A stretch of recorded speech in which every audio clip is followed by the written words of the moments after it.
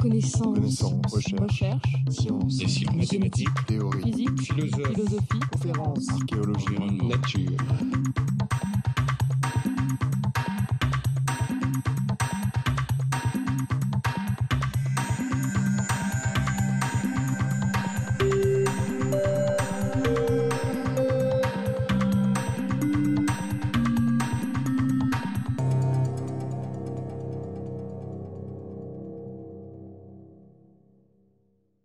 Voilà, donc aujourd'hui, comme je vous l'avais annoncé, après le cours proprement dit, nous aurons le plaisir d'accueillir le professeur Ron Lestag,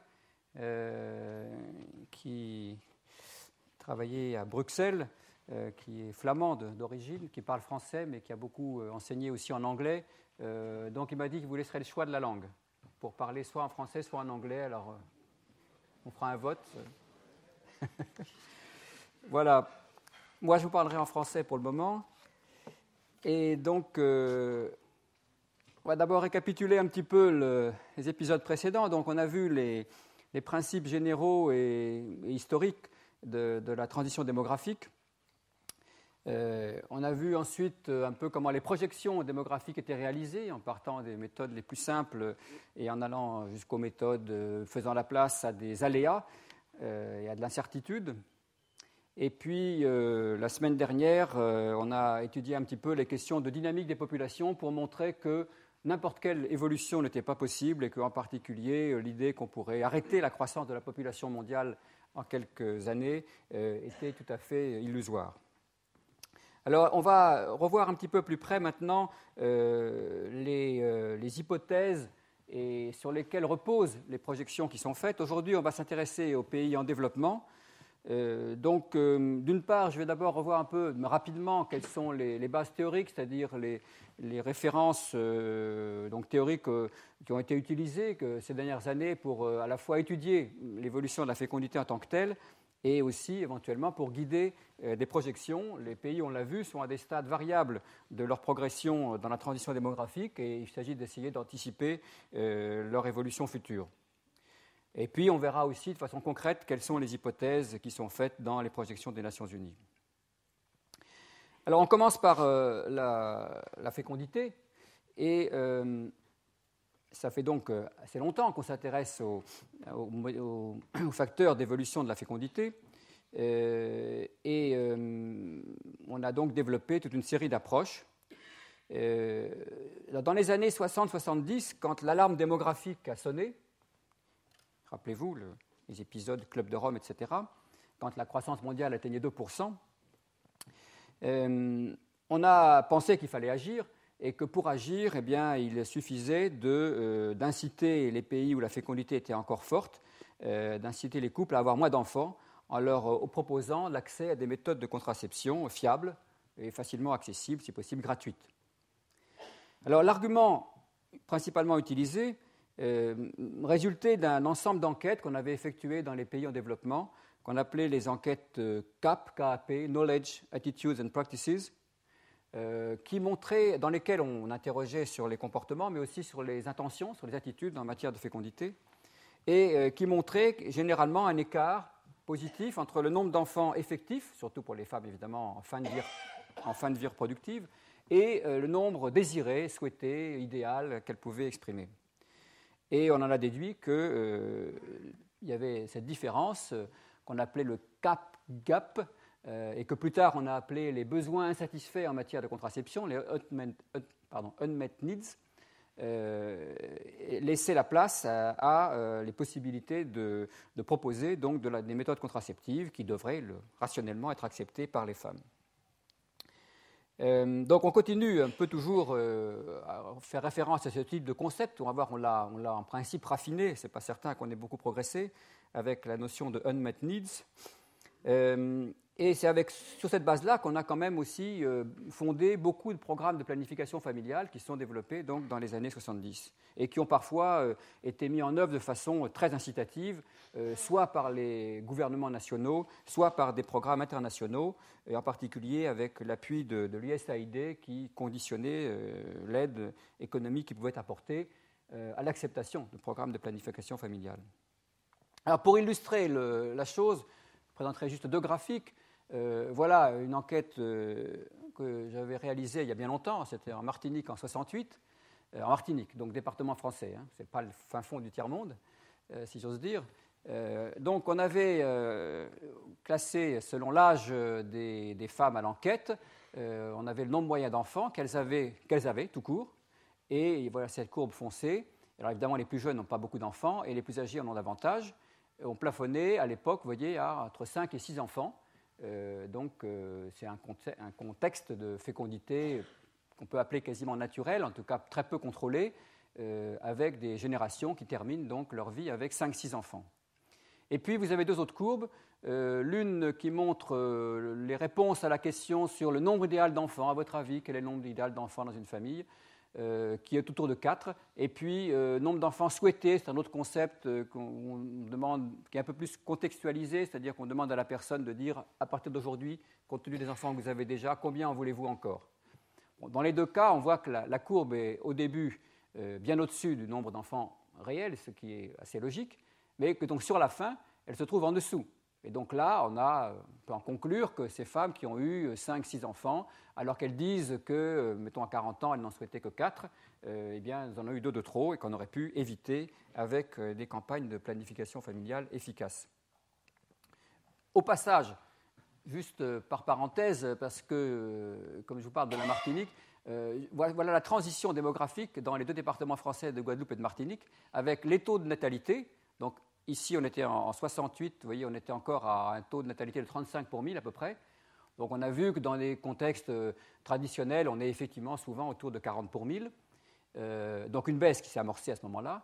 Mais la mortalité en même temps, qui était dans les années 60 déjà en dessous de 10 pour 1000. Alors en partie parce que les conditions sanitaires étaient quand même celles d'un département français, même si ce n'était peut-être pas tout à fait au niveau de la métropole, mais c'était quand même loin des pays du tiers-monde. Et aussi parce qu'il y avait un effet de structure d'âge, puisque cette population était très jeune, vu la fécondité, et donc le taux de mortalité pouvait être effectivement bas. Mais là, vous voyez l'écart, l'écart c'est 2,5-3% de croissance pour ces départements. Bon, là, ça s'arrête à 75, c'est la date de l'enquête, mais bien sûr, ensuite, la baisse s'est ralentie et on est aujourd'hui à peu près à 2 enfants. Bon, je referme la parenthèse, je reviens au problème du gap. Voilà une autre façon de présenter les choses. Donc ici, c'est un résumé d'une quinzaine d'enquêtes qui ont été faites dans les années 80 à peu près, ce qu'on appelle les Demographic and Health Surveys dans les pays en développement. Si vous regardez le bas du graphique, vous avez en gris la proportion de femmes mariées d'âge reproductif qui disent qu'elles ne veulent plus d'enfants, donc à peu près la moitié, tous âges confondus, entre 20 et 50 ans. Hein. Et en noir, celles qui n'utilisent pas de méthode contraceptive. Donc on peut dire celles-là, c'est bizarre, elles disent qu'elles ne veulent pas d'enfants, et néanmoins, elles n'utilisent pas de méthode contraceptive. Voilà le gap. Il dépendait, vous voyez qu'il était à peu près le même dans les diverses régions du monde où on avait pu enquêter, également, enfin il était plus faible en Afrique parce qu'il y avait moins de femmes qui disaient ne pas vouloir encore d'enfants, et évidemment il est aussi moins faible, ici c'est la parité déjà, c'est le taux de fécondité dans les divers pays. Ceux où la fécondité est élevée, évidemment, il y a peu de femmes qui disent qu'elles voudraient. Il y a moins de femmes qui disent qu'elles ne voudraient plus d'enfants que dans les pays où la fécondité est plus faible. Mais retenez surtout la valeur d'ensemble. Donc à peu près la moitié qui disent qu'elles ne veulent plus d'enfants et 20% qui n'utilisent pas de méthode contraceptive. Seulement, en y regardant de plus près, on s'est aperçu que ce 20%-là ne voulait pas dire que c'était des femmes forcément exposées véritablement au risque de conception. Et un autre démographe américain, Charlie Westhoff, a regardé justement dans ses enquêtes qui donnent des informations assez précises. Donc parmi ces 20% cette fois-ci qui sont là, qui ne veulent pas d'enfants et qui n'utilisent pas de contraception, en détaillant, donc il faut les reprendre sur l'échelle de droite, c'est 20-25% même ici, on voit qu'il y a un certain nombre de femmes qui sont enceintes. À tout instant dans une population, prenez la France aujourd'hui, vous faites un sondage, vous avez 4% des femmes d'âge reproductif qui sont enceintes. Voilà. Il y a encore des enfants qui naissent. Donc celles-là, elles n'ont pas besoin d'utiliser de méthode contraceptive, même si l'enfant qu'elles portent est le dernier qu'elles souhaitent. Il y a des femmes ensuite qui sont en période qu'on appelle d'aménorrhée postpartum, c'est-à-dire il n'y a pas d'ovulation pendant un certain nombre de mois après l'accouchement, et ceci d'autant plus longtemps que l'allaitement est plus long. Dans les pays où on allait longtemps, cette période peut atteindre 1 an. C'est plus court que l'allaitement. L'allaitement ne protège pas pendant toute la durée, mais c'est quand même significatif s'il y a 1 année pendant laquelle en fait, on n'est pas exposé au risque de concevoir à nouveau. Il y a des femmes qui se disent ou se pensent déjà stériles, ce qui peut être logique pour les plus âgés dans ce groupe. Il y en a quelques-unes qui n'ont plus d'activité sexuelle. Dans les pays en développement, notamment en Afrique, il y a effectivement des pratiques qui, soit temporairement, soit de façon plus permanente, entraînent un arrêt de l'activité sexuelle pour les femmes. Ça joue en particulier justement dans la période qui suit l'accouchement. C'est une chose que Ron Lestag a d'ailleurs étudiée de très près sur le cas de l'Afrique. Et puis, il reste donc, après qu'on ait éliminé ces cas-là qui sont des cas excusés pour ne pas utiliser de méthode contraceptive, il ne reste plus que quelques pourcents, 3% à peu près, qui seraient véritablement exposés. Donc ça relativise le concept initial. Et alors, on dit oui, mais c'est quand même parmi ces 3%-là qu'on va trouver les naissances non voulues, mais ça relativise quand même assez fortement ce concept. Il faut dire aussi que, de toute façon, c'est une reconstruction ex post, c'est-à-dire que ce n'est pas une déclaration directe des femmes, mais on joue sur la contradiction que l'on pense déceler entre leur déclaration relative au nombre d'enfants qu'elles souhaitent et le fait qu'elles n'utilisent pas de contraception. Mais ce n'est pas véritablement, la différence ne résulte pas d'une question posée directement aux femmes. Alors, en dehors de ces aspects un peu théoriques, le fait est qu'on s'est heurté parfois à de très grandes résistances dans les populations qui ont été visées par les programmes de planification familiale, ce qui a conduit à réaliser donc que la situation était quand même un peu plus compliquée. Alors, laissons de côté les cas de planification forcée, comme il y en a eu presque forcés dans le cas des campagnes de stérilisation en Inde, qui ont fini en partie à coûter la réélection d'Indira Gandhi en 1977, ou les campagnes d'avortement assez fortement également incitatifs en Chine, pour rester dans le champ des choix, c'est-à-dire des campagnes qui offrent véritablement des choix aux individus. Un autre grand démographe américain, Huxley Cole, a résumé en 1973, au moment où les doutes commençaient à naître un petit peu sur l'efficacité de ces campagnes, il a résumé la situation en disant « Bon, en fait, si on veut qu'une baisse de fécondité intervienne, il faut 3 conditions préalables. Première condition, il faut que la fécondité rentre dans le champ du calcul conscient des couples. On va voir, ce n'est pas forcément évident. Deuxième condition, que si les couples pensent au nombre d'enfants qu'ils veulent avoir, ils estiment plus avantageux d'en avoir pas beaucoup que beaucoup. Pas forcément évident non plus. Et enfin, s'ils souhaitent avoir pas beaucoup d'enfants, qu'ils aient accès à des méthodes efficaces de maîtrise de la fécondité, ce qui également n'est pas qu'un problème de financement et de moyens matériels pour diffuser la contraception. Donc on a surtout négligé fortement les 2 premières conditions, ce qui peut expliquer que les succès des campagnes n'étaient finalement qu'apparents. On se contentait de comptabiliser le nombre de pilules, de stérilets, etc. qu'on avait données, distribuées, mais sans véritablement voir si, au bout du compte, ça faisait baisser la fécondité ou pas. Alors pourquoi ? La première condition fait référence au fait que, dans un contexte démographique traditionnel, l'idée même de la maîtrise de la fécondité n'existe pas forcément ou n'existe que dans une partie de la population. On peut d'abord dire qu'à l'échelle globale de la population, dans un contexte, on l'a vu, où la mortalité est forte, eh bien, pour équilibrer cette mortalité, il faut une fécondité assez forte. Donc, il est assez logique, quand on avait des espérances de vie de 25-30 ans, que l'idée globale dans les sociétés ait été d'avoir des enfants, pratiquement sans restriction, puisque c'est comme ça qu'on arrivait à peu près à assurer une faible croissance de la population et à éviter sa disparition. Alors, quand la mortalité baisse, a priori, on peut penser que les choix vont être davantage ouverts, mais les choses ne sont quand même pas toujours aussi simples que ça. Je reprends l'exemple de ce département de la Martinique en 1968, donc quand même un département français, c'est pas... ils avaient déjà été soumis à des influences de la métropole très très fortes dans beaucoup de domaines. Ben, nous avions demandé aux femmes à quel moment elles avaient pensé au nombre d'enfants qu'elles souhaitaient avoir. Est-ce que c'était lorsqu'elles étaient jeunes? Est-ce que c'était à l'occasion d'une première union? Est-ce que c'était au moment de leur mariage? Est-ce que c'était après avoir déjà eu un enfant, etc. Eh bien, 30% des femmes ont répondu jamais, je n'y ai jamais pensé, et 10% n'ont pas répondu du tout. Ce qui fait quand même 40% dans cette population pour qui, en somme, la question ne pouvait pas avoir de réponse. Ça ne rentrait pas dans le champ des choses auxquelles elles avaient réfléchi. Et la proportion était proche de 50% chez les plus âgés, les femmes de 40 à 54 ans, mais elle était quand même de près de 40% déjà chez les plus jeunes à 15-24 ans. Donc on voit que, on pourrait me donner d'autres exemples, je prends celui-ci, parce que je pense qu'il est culturellement quand même assez proche de nous, pour vous montrer que ce n'est pas évident qu'on ait des idées comme ça, bien construites, bien faites, même à la fin de sa vie reproductive, sur le nombre d'enfants souhaités. La seconde condition, qui est l'intérêt à ne pas avoir beaucoup d'enfants, n'est pas non plus évidente.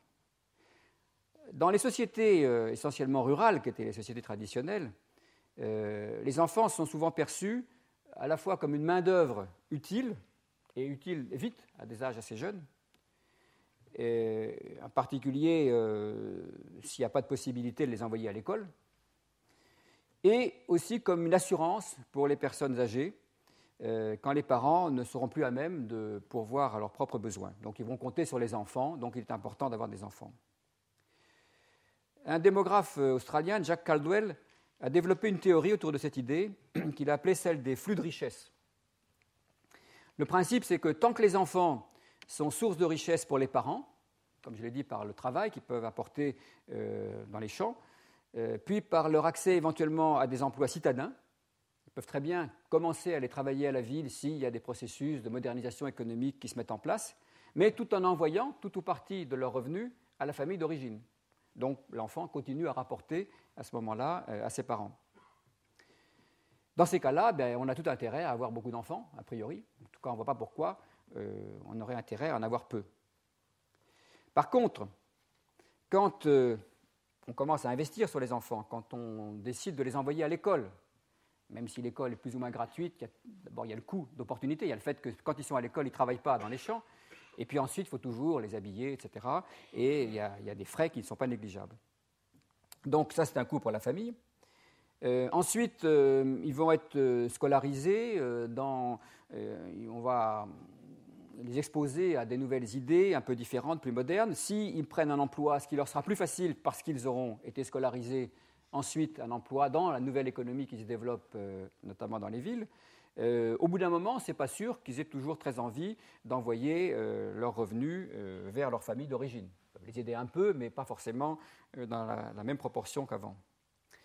Et là, dans ces cas-là, on voit que en somme, le flux de richesse s'inverse. Avant, il partait des enfants vers les parents, et maintenant, ce sera les parents qui devront investir, qui devront dépenser de l'argent sur les enfants pour les élever convenablement et sans forcément escompter un retour sur investissement en quelque sorte. Alors Jack Caldwell a construit cette théorie sur des exemples africains principalement, mais il a cherché aussi à l'appliquer à la transition démographique européenne. Et pour lui-même, il pense qu'il y a en fait que deux situations d'équilibre possibles dans une société, donc celle où le flux de richesse va dans un sens et celle où le flux de richesse va dans l'autre, et que donc l'une correspond à une forte fécondité, on a intérêt à avoir beaucoup d'enfants, et l'autre au contraire à une faible fécondité, et qu'il n'y a pas de situation stable entre les deux. On peut en discuter, mais c'est l'aboutissement, disons, de sa thèse. Donc en tout cas, ça met fortement en cause cette idée qu'on a toujours forcément intérêt à avoir peu d'enfants. Et quant à la troisième condition, c'est-à-dire l'accès à des méthodes de planification familiale, elle implique en effet de lever les obstacles éventuellement monétaires. Ça peut coûter de l'argent, et même beaucoup. C'est un médicament, la pilule par exemple, donc si on la vend au prix du marché habituel, c'est peu accessible aux ressortissants des pays du tiers-monde. Donc il y a des coûts monétaires qu'il faut lever, mais il y a aussi des coûts psychologiques qui peuvent être très importants.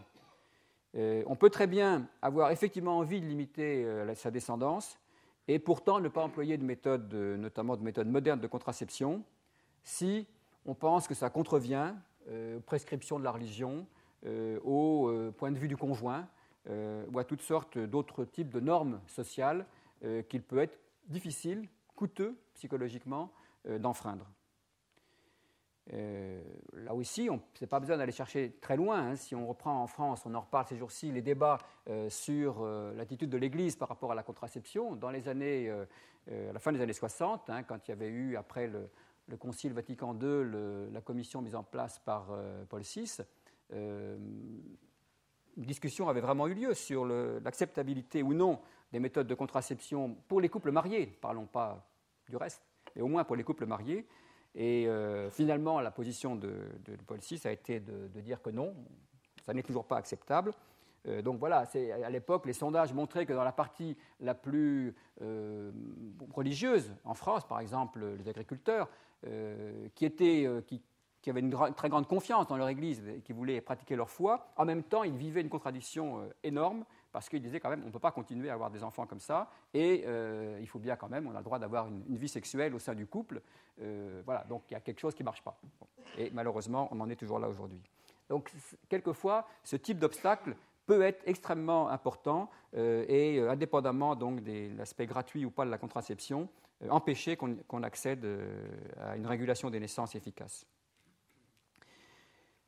Alors, ces interrogations ont accrédité l'idée qu'on ne peut pas expliquer les différences de fécondité qu'on observe entre groupes, entre populations ou au fil du temps, sans prendre en compte un assez grand ensemble de variables qui contribuent à déterminer ce niveau final de la fécondité.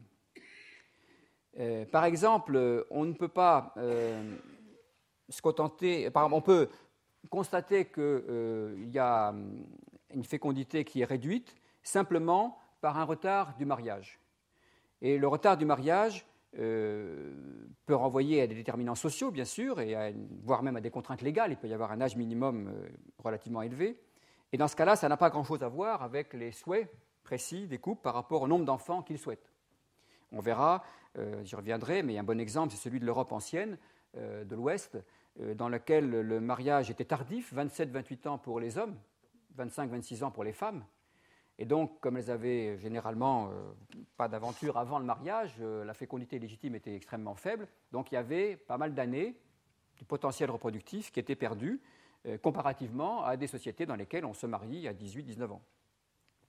Mais ce n'était pas un plan délibéré, en tout cas au niveau individuel, pour limiter le nombre d'enfants. C'était simplement la nécessité pour se marier d'accéder à un lopin de terre d'une façon ou d'une autre pour assurer sa subsistance. Et l'équilibre démographique global faisait qu'il fallait attendre. Donc les terres se libèrent et il fallait attendre pour cela jusqu'à 25, 26, 27 ans. Alors c'est vrai que dans certains cas aujourd'hui, par contre, le retard au mariage peut être utilisé comme un moyen de limiter la fécondité. On a vu des pays du tiers-monde dans lesquels le relèvement de l'âge légal au mariage a effectivement entraîné une baisse de la fécondité. Et là, c'était une volonté délibérée, bien qu'il puisse y avoir d'autres raisons de relever l'âge au mariage, hein, mais il y avait aussi l'intention de réduire la fécondité. Alors la réflexion a avancé pas mal dans les années 50, notamment quand deux sociologues américains, Judith Blake et Kingsley Davis, ont proposé un cadre d'analyse en forme d'inventaire sur ce qu'on a commencé à appeler les variables intermédiaires de la fécondité. C'est-à-dire l'idée, c'est de commencer par étudier un premier cercle de facteurs qui correspondent au contexte immédiat de la fécondité. D'abord, ce qui conditionne la réalisation même, c'est-à-dire les données physiologiques, l'âge de la puberté, etc., et aussi des pratiques contraceptives, et aussi l'âge au mariage, de regarder d'abord s'il y a des changements qui affectent ces paramètres-là, des différences entre sociétés, avant de pouvoir conclure sur des différences, enfin, pour interpréter convenablement les différences en matière de fécondité. Alors ça a été assez utile, effectivement, pour y voir un peu, mettre un peu d'ordre, disons, dans les études qui se multipliaient sur la question. Alors voilà, l'essai de classement de ces variables, c'est une reprise, ce n'est pas exactement comme ça que c'est présenté dans l'étude de Blake et Davis, mais voilà, on peut regrouper d'abord ce qui concerne les aptitudes biologiques. Il y a quand même un fond biologique pour la fécondité, les âges à la puberté et à la ménopause qui encadrent la période fertile, et même ce n'est pas la ménopause, c'est plutôt l'âge à la stérilité définitive, on peut démontrer qu'elle arrive plus tôt que la ménopause. Dans cette période ensuite, si on est exposé au risque de conception, eh bien, il y a une probabilité de concevoir chaque mois qui n'est pas 100%. Les démographes ont beaucoup contribué à montrer que c'était plutôt de l'ordre de 25%. Ça peut changer éventuellement peut-être d'une société à une autre, s'il y a des problèmes médicaux, par exemple, importants. Il y a aussi le risque qu'une grossesse n'aboutisse pas à une naissance vivante, c'est la mortalité spontanée. Là aussi, les médecins, pendant longtemps, ont sous-estimé cette mortalité spontanée, et en particulier le fait qu'elle croît beaucoup avec l'âge, et que c'est un des facteurs d'acquisition de la stérilité, ou enfin du fait qu'on ne peut plus avoir d'enfants à partir d'un certain moment. Et puis, j'ai évoqué tout à l'heure la durée de stérilité postpartum, c'est-à-dire le fait que l'ovulation ne reprend pas immédiatement après l'accouchement, surtout donc s'il y a allaitement. Et malheureusement, c'était un des problèmes avec cette classification qu'avaient proposée Davis et Blake. Ils ont oublié complètement l'allaitement. Le mot ne figure pratiquement pas dans l'article, et donc on l'a négligé aussi dans les enquêtes qui ont suivi leur article, donc au début des années 70. Donc ça, c'était un gros inconvénient parce qu'on sait aujourd'hui que ça contribue énormément à l'espacement des naissances et donc à une réduction de la fécondité. Deuxième groupe de variables, ce qui concerne les unions. En général, donc, les enfants naissent dans le cadre d'unions, plus ou moins légales, plus ou moins stables, mais quand même, en général, il y a presque toujours un couple. Donc, tout dépend de l'âge au mariage ou à la mise en première union, voire au premier rapport sexuel s'ils sont non protégés. Ensuite, il y a la proportion des personnes qui ne se marient jamais, qui n'entrent jamais en union, qui peut être variable aussi. Alors, il y a une interférence avec le décès, la mortalité, puisque la femme peut décéder ou son conjoint. Dans ces cas-là, elle peut ou pas se remarier. Et enfin, il peut y avoir des périodes de séparation des conjoints qui sont liées aux activités économiques ou d'autres circonstances pendant lesquelles il n'y a pas non plus de rapport sexuel.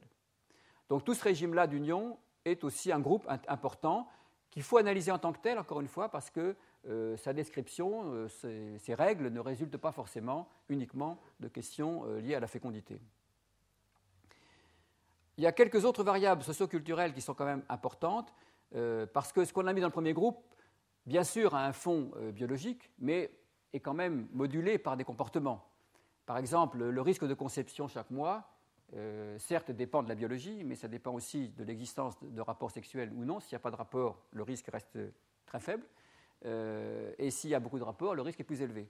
Donc la fréquence des rapports peut être utile à observer, et on constate d'assez grosses différences entre sociétés. La fréquence des rapports, par exemple, est plus faible en moyenne dans les sociétés africaines que dans les sociétés européennes. L'allaitement, j'ai dit, intervient beaucoup dans la durée de la stérilité postpartum, donc il est très important de pouvoir l'observer. Et peut y avoir aussi donc, des tabous ou des interdits sexuels pendant la période du postpartum.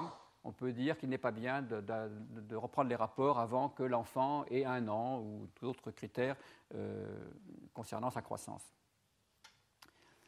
Enfin, et ce n'est pas la moindre évidemment, il y a un moment où interviennent des variables de régulation de la fécondité. Et là aussi, on peut les relier au chapitre précédent parce qu'on peut réguler, je l'ai dit, par le mariage. C'était Malthus. Malthus disait, si vous n'avez pas les moyens d'élever une famille, ne vous mariez pas. Et n'ayez pas de rapport sexuel, bien sûr. Donc, on peut agir sur les unions et la durée des unions.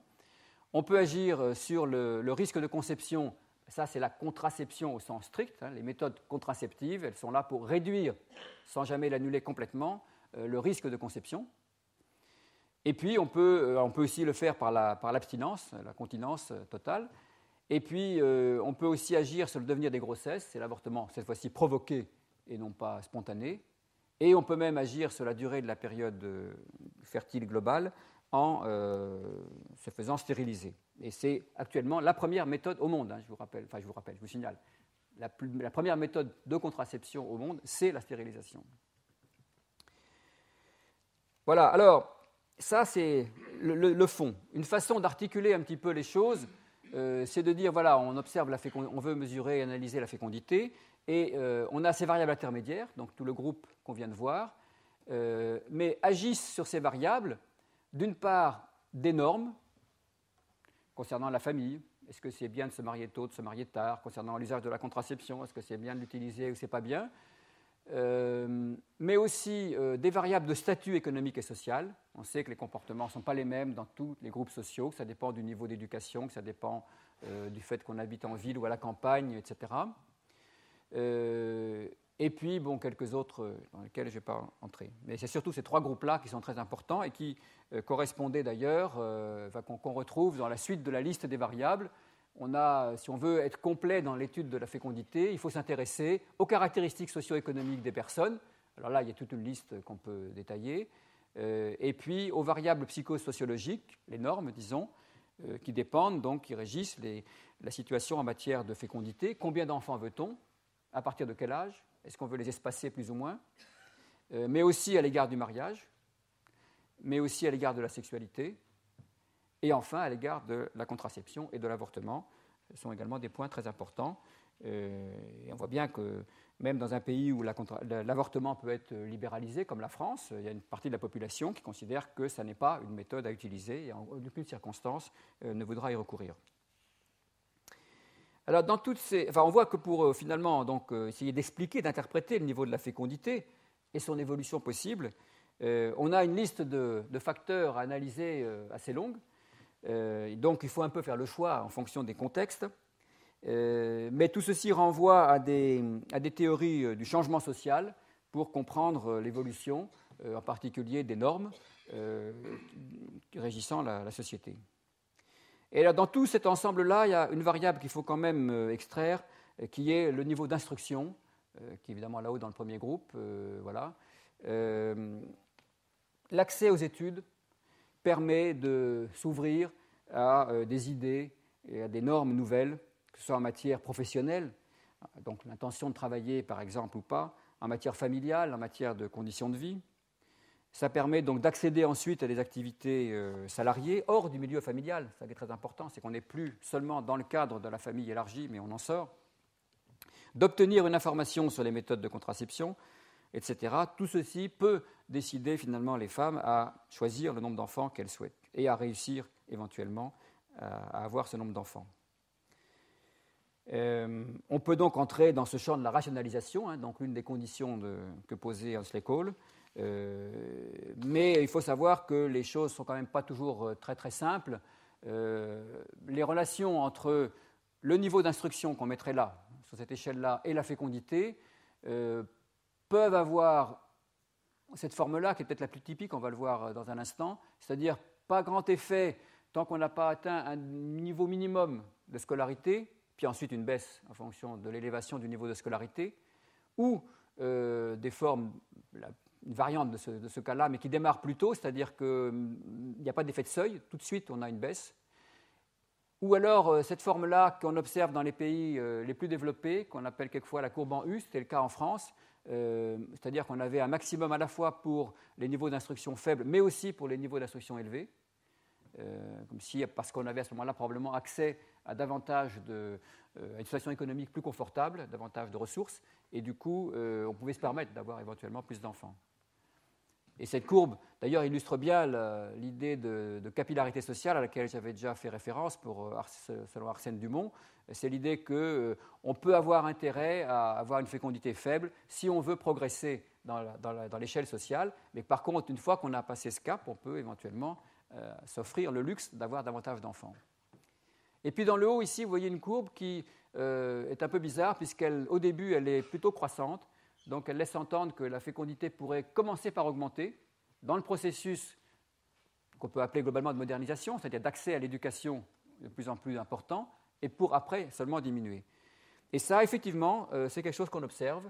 Si vous vous rappelez le graphique tout à l'heure de la Martinique, voilà, non, ce n'est pas celui-là, c'est le précédent, voilà.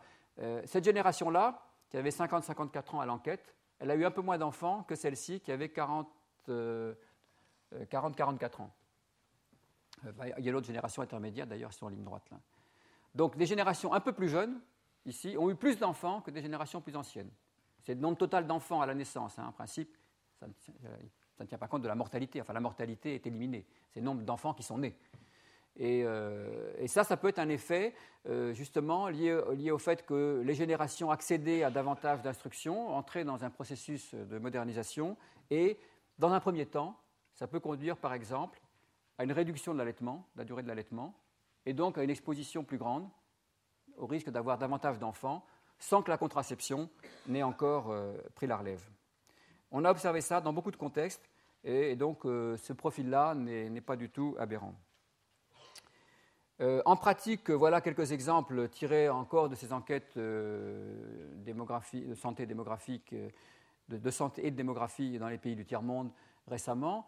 Voilà un ensemble de pays d'Afrique subsaharienne. Là, on voit clairement qu'on est dans un contexte où le fait d'avoir eu simplement accès à l'école primaire n'est pas suffisant pour que la fécondité baisse, peut-être parce que ce niveau primaire est lui-même relativement faible, compte tenu des difficultés de ces pays à scolariser toute leur population. En tout cas, là, on voit qu'il faut plutôt accéder au secondaire. Et là, l'écart commence à être assez sensible. On a vite 2 enfants d'écart dès lors qu'on a eu accès à une instruction secondaire. Dans les pays d'Amérique latine, par contre, là, on a une relation linéaire, quasiment, enfin une linéaire, on a 3 points, hein, c'est facile de faire une droite. Donc une décroissance dès le début, pratiquement pas d'effet de seuil, sauf une fois ici. Et puis dans les pays d'Asie et puis de quelques autres régions, également une relation plutôt sans seuil, mais avec une pente plus faible. Mais on part aussi parfois de niveaux qui étaient déjà... enfin, on part de niveaux. Pour les personnes sans scolarité, on a déjà des niveaux de fécondité relativement réduits. Bon, en général, quand on met la variable instruction dans un ensemble de variables explicatives, elle résiste, c'est-à-dire qu'elle apparaît toujours, même s'il y a d'autres variables qui sont prises en compte. Alors, que font les Nations Unies dans leurs projections ? Bon, d'une part, ils font référence explicitement à ce type de théorie pour guider les choix. En pratique, ils vont surtout tenir compte des expériences historiques. Je vous rappelle que le problème consiste, pour chaque pays, si on travaille au niveau du pays, à extrapoler donc l'indice de fécondité. Dans l'ensemble des pays à fécondité dite intermédiaire, c'est-à-dire pour le moment on laisse de côté les pays à faible fécondité, disons les pays occidentaux, donc ceux dans lesquels la baisse est déjà amorcée, eh bien, les Nations Unies se réfèrent à l'historique pour l'ensemble des pays qui ont déjà avancé dans la transition. Ils regardent en fonction du niveau de fécondité de départ du pays P et estiment que donc à partir de là, l'évolution devrait être celle qu'on a observée dans des pays qui sont plus avancés, encore une fois, dans la transition et qui ont connu ce niveau de fécondité dans le passé. Bon, éventuellement, si le pays en question est un peu atypique par rapport à ce standard, ils en tiennent compte et ils essayent de le faire progressivement rentrer dans le standard.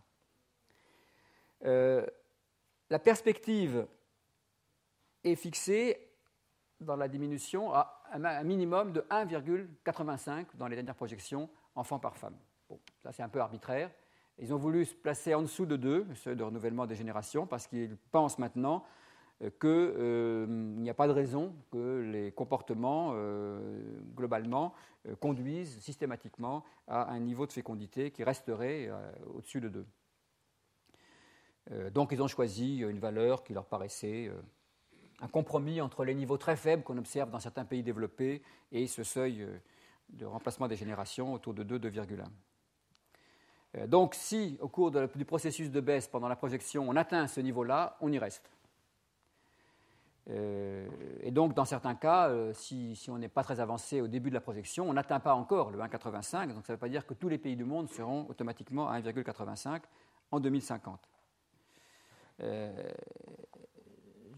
crois que je vous rappelle, je ne suis plus très bien sûr de vous l'avoir dit, quand on a rapidement évoqué les projections, et notamment les projections à très long terme, dans ce cas-là, les Nations Unies ont constaté qu'elles ne pouvaient pas tenir le 1,85 sans faire disparaître la population mondiale à terme, et donc elles ont admis que ça durerait un certain temps, à peu près un siècle, puis après qu'on remonterait à 2,1. On en revient toujours à l'idée que quand on fait du très long terme, on ne peut pas tenir une hypothèse qui s'écarte trop du seuil de remplacement des générations. Enfin, pour le moment et jusqu'à 2050, ils ont retenu cette hypothèse. Alors, il y a le problème des pays à forte fécondité et où on n'a pas encore d'indication de baisse. Ils sont une douzaine à peu près, une douzaine de pays africains essentiellement, et puis en plus il y a un 13e, qui est l'Afghanistan.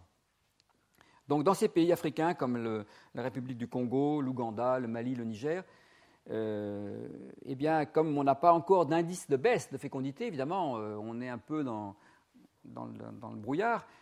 Donc l'idée, c'est de dire, bon, ben, ça va peut-être durer encore un peu, mais on admet que ça ne durera pas indéfiniment. Donc, pour des raisons pas très claires, on décide que dans 5 ou dans 10 ans, dans tel et tel pays, la fécondité commencera à baisser et suivra le processus observé ailleurs. Mais évidemment, ils n'arriveront pas à 1,85 en 2050, cela. Il y a donc un assez grand arbitraire dans le choix de la date du décrochage, mais il faut savoir que globalement, ces pays-là représentent 3% de la population mondiale. Donc si on se trompe là-dessus, on ne fera pas quand même une erreur gigantesque sur la projection mondiale en tout cas. Et puis reste le cas des pays à basse fécondité, ceux qui sont donc en dessous de 2 aujourd'hui. Alors là aussi, l'hypothèse, et on y reviendra, c'est la convergence vers 1,85, mais du coup, il faudra remonter, évidemment, pour y arriver. Mais je reviendrai sur ces pays-là. Alors, la conséquence, c'est qu'il va y avoir donc une concentration des niveaux de fécondité progressive. Ici, vous avez la distribution des populations du monde selon le niveau de la fécondité des pays dans lesquels ces populations vivent. Donc, vous avez une échelle, ici c'est en dessous de 2,1, et puis 2 à 3, 3 à 4, etc. En noir, c'est la distribution actuelle. Donc, ça veut dire que 45% de la population mondiale, aujourd'hui, vit déjà dans des pays où la fécondité est inférieure à 2,1. Presque la moitié du monde, déjà, aujourd'hui, est en dessous de 2,1. Mais il y en a encore pas mal qui sont entre 2 et 3, voire 3 et 4. Et puis après, il y en a même encore qui sont à 7 enfants et plus. C'est ces fameux pays pour lesquels la transition n'est pas du tout amorcée encore. 6 ou 7 et 7. Et puis, alors en blanc, vous avez la distribution projetée en 2050. Alors là, vous voyez, il y a un regroupement général. On aurait plus de 80%, 85% de la population maintenant vivant dans des pays à fécondité en dessous de 2,1. C'est logique puisqu'on pousse tout le monde à 1,85 progressivement. Et puis quelques-uns encore à 2 à 3, très très peu au-dessus. Donc on aurait un regroupement très marqué. Si on regarde par continent, donc on a des situations évidemment très variables. Ici, alors attention, ici on part de 1950, 2000 c'est là, et puis on va vers 2050. Donc on a eu une convergence assez forte entre 1950 et 2000. Ici, par exemple, vous avez en carré, c'est l'Asie, et au-dessus, c'est l'Amérique latine. Donc, vous voyez que ces deux continents ont eu une baisse de fécondité. Ils partaient de 6 et ils sont descendus aujourd'hui à moins de 3. Et on estime qu'ils vont continuer. Bon. Mais là, on est donc dans des contextes où la projection est quand même assez solide. On a déjà fait ça, il s'agit de projeter ça. C'est quand même plus facile que pour les pays africains qui sont là-haut, et pour lesquels, globalement, on a quand même une amorce, bien sûr, mais on est encore à 5 à peu près, et donc il y a beaucoup de pays qui sont à des niveaux de fécondité importants. Là, bon, l'extrapolation est plus hasardeuse. Est-ce que ça fera comme ça? Est-ce que ça fera un peu comme ça? Bon, c'est plus difficile de le prédire véritablement. Donc, il y a vraiment là une inconnue particulière pour les pays, certains pays du continent africain. Ici, vous aviez, pour en finir avec ce graphique, l'Amérique du Nord et puis l'Europe. Donc l'Europe, bien sûr, était à des niveaux déjà beaucoup plus faibles et elle est passée très bas, 1,5 actuellement, et on projette, on y reviendra, éventuellement une remontée. Alors tout ça, c'est défini l'hypothèse centrale, médium, avec cette hypothèse centrale. Donc les Nations Unies ont l'habitude d'encadrer une hypothèse haute et une hypothèse basse. L'hypothèse haute, c'est 0,5 enfants de plus tout le temps, et l'hypothèse basse, 0,5 enfants de moins. Et on a vu qu'à long terme, là aussi, cet écart qui peut paraître pas considérable, à cette échelle-là, 0,5, vous voyez, ça fait ça, c'est à terme porteur de différences dans les effectifs des populations importants. Alors, la mortalité maintenant, plus rapidement. Il faut aussi des hypothèses. Alors, on s'appuie là sur ce qu'on a appelé aussi la transition épidémiologique. Là aussi, on a pu constater que les sociétés sont passées par des grandes étapes avec des progrès assez remarquables dans le domaine de la mortalité, enfin de la baisse de la mortalité et d'allongement de la durée de vie. L'épidémiologiste Abdel Omran a résumé ça en disant il y a eu 3 grandes étapes. Il avait résumé ça dans les années 70. Premièrement, l'âge de la pestilence et de la famine. C'est donc l'époque de la mortalité, disons, traditionnelle, qui était donc en moyenne élevée et en plus exposée à des crises périodiques liées notamment aux famines, elles-mêmes engendrées par des mauvaises récoltes, mais aussi par des guerres, etc. Et à des épidémies meurtrières. Et en Europe, par exemple, on a connu des épidémies de peste dramatiques à partir du XIVe siècle et qui se sont répétées dans le temps. Dans ce contexte, on a une espérance de vie de l'ordre de 25 à 30 ans. Et c'était le cas donc, du monde et de l'Europe jusqu'avant le XVIIe siècle. On a une deuxième étape qui est l'âge du recul des pandémies. Alors ça, c'est à la fois l'élimination des grandes crises de mortalité ou liées aux épidémies, une amélioration un peu de fond de la nutrition, de l'hygiène et de la prévention. On élimine les crises en particulier par l'amélioration des méthodes de stockage des récoltes. Aujourd'hui encore dans le tiers-monde, il y a des pays pour lesquels, en Afrique notamment aussi, où bien, le stockage des récoltes est un problème. Les conditions climatiques font qu'il est plus difficile à faire que dans les pays tempérés et que du coup il y a des pertes ou qu'on n'a même pas intérêt à stocker trop parce qu'on sait qu'il y aura beaucoup de pertes. Et c'est un des problèmes pour la crise alimentaire dans ces pays. Et les transports aussi, c'était le cas autrefois, et c'était quand même assez regrettable que des gens mouraient de faim alors qu'à 200 km de là, il pouvait y avoir des excédents de nourriture. Donc tous ces progrès-là ont été assez importants. On a aussi été capable de prévenir certaines maladies infectieuses. C'est le tout début des vaccinations aussi. Et ça permet, tout ça, d'atteindre, pour l'espérance de vie, de passer à 50 ans à peu près. Et c'est une transition qui a été faite en Europe au cours des XVIIIe et XIXe siècles. Troisième étape, l'âge des maladies de dégénérescence et de société.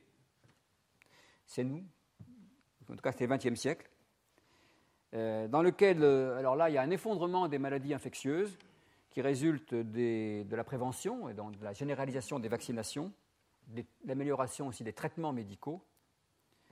Et du coup, ça laisse la place, en partie à cause d'un effet d'âge, c'est-à-dire qu'on a éliminé des maladies qui frappent aux âges jeunes et adultes, et donc maintenant, les personnes survivant au moins à 50 ans en moyenne, eh bien, on a la place pour des maladies donc, plutôt liées au vieillissement, à la dégénérescence de l'organisme, ou à la plus grande fragilité de l'organisme, qui sont les cancers ou les maladies cardiovasculaires.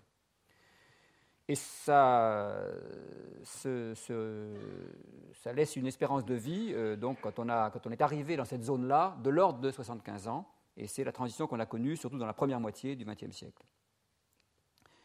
Alors, arrivé là, donc nous sommes dans le schéma d'Omran au début des années 70, donc on misait sur une certaine convergence des espérances de vie, et d'ailleurs, effectivement, dans les pays les plus en retard, l'espérance de vie progressait le plus vite, jusqu'à une demi-année par an.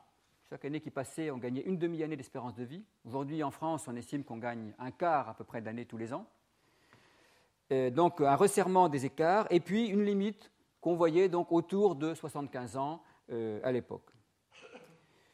Il a fallu se rendre à l'évidence par la suite et constater que la mortalité continuait à baisser, que la limite de 75 ans était dépassée, et que ce fameux noyau qu'on croyait dur des maladies de dégénérescence, en particulier pour les maladies cardiovasculaires, eh bien, leur mortalité pouvait baisser aussi. Du coup, on a inventé des quatrièmes âges, des cinquièmes âges de la mortalité, de la transition de l'épidémiologique, mais surtout, on a reculé l'espérance de vie. On a dit, bon, alors c'est pas 75 ans, c'est 80, c'est 85. Bon, aujourd'hui, il y a un grand débat, et j'y reviendrai aussi quand je parlerai plutôt du contexte des pays développés, mais même pour les projections des Nations Unies, pour certaines régions, en dehors de l'Europe, il est nécessaire d'avoir quand même une petite idée jusqu'où peut aller l'espérance de vie, et donc ces débats sur la limite de la longévité ne sont pas indifférents. Alors on préfère parler aujourd'hui d'ailleurs maintenant de transition sanitaire pour bien marquer qu'il s'agit plutôt d'agir aujourd'hui sur les comportements, donc les comportements individuels qui vont être déterminants dans l'exposition aux maladies comme les maladies cardiovasculaires ou certains cancers, aujourd'hui l'obésité, et donc aussi aux actions de prévention et aux politiques qui peuvent être mises en œuvre. C'est par ce canal-là qu'on va à nouveau être capable de progresser en matière d'espérance de vie. Alors concrètement, quelles leçons en tire-t-on pour les projections ?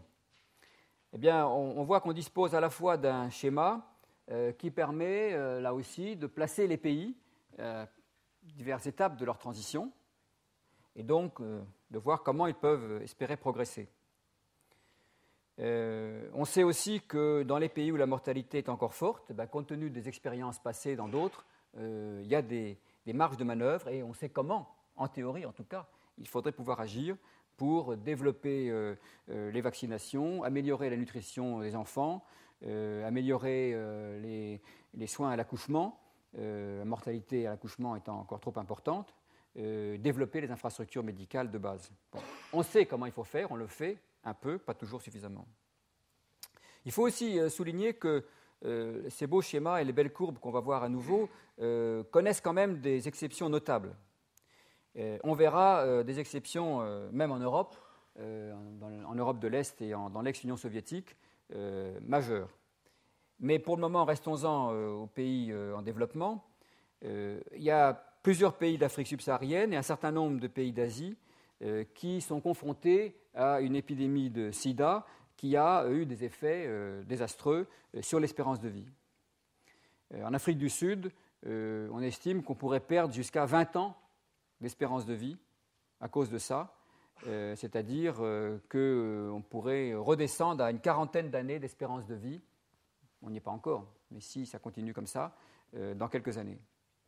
Dans d'autres pays d'Afrique, au Botswana, au Lesotho, au Swaziland, l'espérance de vie est aujourd'hui estimée autour de 35 ans. Donc, vous voyez dans l'échelle d'Omran tout à l'heure à quel niveau on est revenu. Et on a du coup une croissance démographique qui est nulle, malgré une fécondité qui n'est pas négligeable. Alors, voilà, donc il y a ces pays dans lesquels l'évolution est complètement atypique et ça a obligé les Nations Unies, comme on va le voir, à en tenir compte dans les projections. Retenons quand même aussi qu'au niveau global et même simplement donc pour l'Afrique, pour le continent africain, l'impact est quand même assez limité. Autre problème, dans les pays en développement, on constate aussi l'apparition de maladies infectieuses nouvelles ou la résurgence de maladies qu'on croyait éradiquées, comme le paludisme, le choléra, la tuberculose. Donc là aussi, par rapport au schéma de la fin des maladies infectieuses, eh bien, on n'y est pas forcément et il n'est pas sûr que qu'on puisse franchir les étapes envisagées facilement. Voilà aussi un graphique qui présente, selon le même schéma que la fécondité tout à l'heure, la répartition des espérances de vie, des populations selon l'espérance de vie. Alors ici, c'est dans le passé, donc en 1950, les pays en développement étaient là, c'est-à-dire avaient des espérances de vie autour de 40-45 ans, même 35-45 ans, massivement. Ça, c'est les pays développés, évidemment, ils étaient en avance. 20 ans après, on voit que les progrès ont été notables, puisqu'on a maintenant deux pics, ceux qui sont passés déjà à plus de 60 ans et ceux qui sont encore autour de 50-55 ans. Et puis, aujourd'hui, on a une très forte concentration quand même autour de 65-70 ans. Donc il y a eu des progrès effectivement extrêmement importants dans le passé. Je ne vais pas vous détailler ça.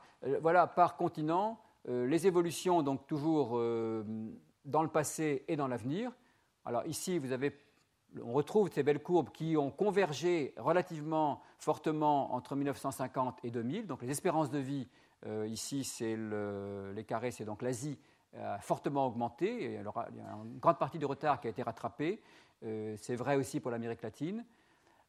Pour ce qui est projeté maintenant, vous voyez que le resserrement sera quand même moins marqué et on continuera à avoir des écarts pas négligeables à l'horizon 2050. Et puis, à nouveau, une courbe ici atypique, mais cette fois-ci pour une autre raison. Donc, c'est l'Afrique qui déjà avait un peu de mal à suivre le mouvement dans les premières décennies entre 1950 et 1980, et puis connaît pour l'espérance de vie donc un tassement qui est lié au problème que je viens d'évoquer. Et on espère que cet épisode va pouvoir être dépassé et qu'on aura une reprise de la croissance donc à partir de 2015 à peu près, à l'échelle globale du continent. Donc, ça a obligé pour la première fois donc, les Nations Unies à prendre en compte dans la projection de façon spécifique un facteur particulier de mortalité qui est l'épidémie de VIH. Ce n'est pas simple parce qu'il faut à la fois transformer des données éventuelles qui ne sont pas faciles à obtenir sur le nombre de personnes séropositives. Il faut avoir des idées, il faut transformer en mortalité. Il faut avoir des idées sur la façon dont l'épidémie se répand, donc le taux de contamination qui est lié aux pratiques sexuelles, qui ne sont pas des choses particulièrement bien connues.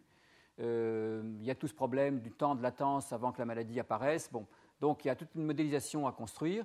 Les Nations Unies ont déjà rectifié d'ailleurs leurs projections à plusieurs reprises. Elles sont aujourd'hui un peu moins pessimistes et elles corrigent plutôt à la hausse. Elles espèrent que d'abord qu'elles ont un peu surestimé les effectifs de séropositifs dans le passé et puis qu'on va avoir quand même accès maintenant, on va être capable de distribuer les produits de traitement de façon plus efficace que dans les décennies précédentes. Alors, un problème important, c'est la mortalité infantile et jusqu'à 5 ans. Même tendance, cette fois-ci, on est à la baisse puisqu'il s'agit de taux de mortalité qui sont représentés. Et toujours à l'écart, l'Afrique, ici, qui était encore à 160 pour 1000 au début des années 90, 160 pour 1000, et qui, espérons-le, va baisser, cette mortalité. On n'en est pas sûr puisqu'on observe que dans un certain nombre de pays, il y a actuellement une stabilisation, voire une remontée de la mortalité infantile, parfois en relation avec le sida, mais pas toujours. Et donc là, les projections des Nations Unies sont quand même très optimistes. La réduction de la mortalité infantile fait partie des objectifs du millénaire qu'avaient définis les Nations Unies donc, au début du siècle. Un point devait être fait à mi-parcours. Ce point montrait qu'on était quasiment au niveau initial et donc on n'avait pas du tout progressé en Afrique sur le terrain de la mortalité infantile. Donc là, on est dans une situation où l'optimisme me paraît un peu excessif dans les projections des Nations Unies.